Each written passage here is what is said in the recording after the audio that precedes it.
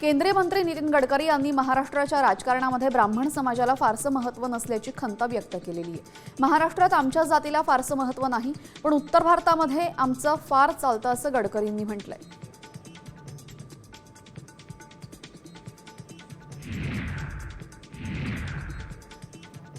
बुलढाण्यातील मलकापूर कृषी उत्पन्न बाजार समितीमध्ये घाणीचं साम्राज्य पसरलंय।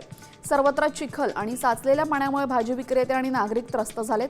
अनेक शेतकरी आपला भाजीपाला परत नेताना दिसतायत, त्यामुळे बाजार परिसर स्वच्छ करण्याची मागणी करण्यात येतेय।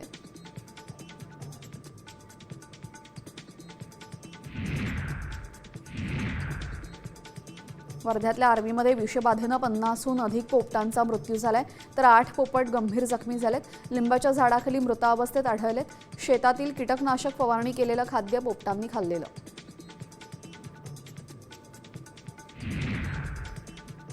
यवतमाळच्या नगर परिषदेसमोर कामगारांनी अर्धनग्न आंदोलन केले। अस्थायी सफाई कामगारांना कायमस्वरूपी घेण्यात यावं, तसेच नियमानुसार किमान वेतन प्रमाण द्यावं यासह इतर मागण्यांसाठी कामगारांनी 3 दिवसांपासून आंदोलन केलेले। शासनाने आंदोलनाची दखल घ्यावी, अन्यथा यापेक्षाही तीव्र आंदोलन करू असा इशारा आंदोलनकर्त्यांनी दिलाय।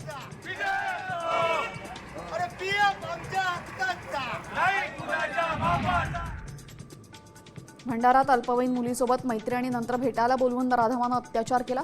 पीडित मुलीनं आपल्या आईला संपूर्ण घटना सांगितली। संतापलेल्या आईनं थेट पोलीस ठाणे गाठत आरोपी विरोधात तक्रार केली। आरिफ मेश्राम असं आरोपीचं नाव आहे।